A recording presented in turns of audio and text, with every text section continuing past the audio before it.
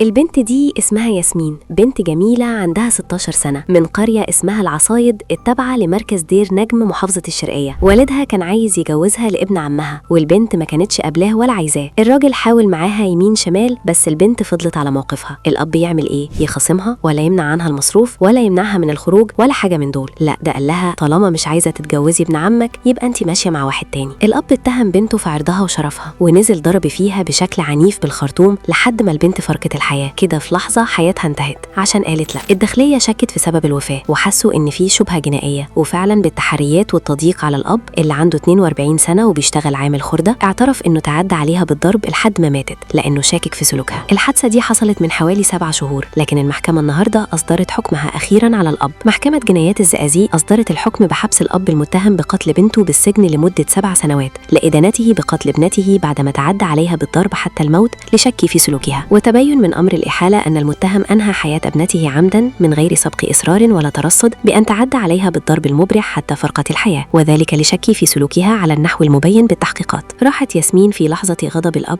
بسبب تصرف سيء من والده الذي سيقضي 7 سنين في السجن هو كمان بسبب تفكيره الرجعي وعدم احتواء ابنته. شاركونا آراءكم في التعليقات.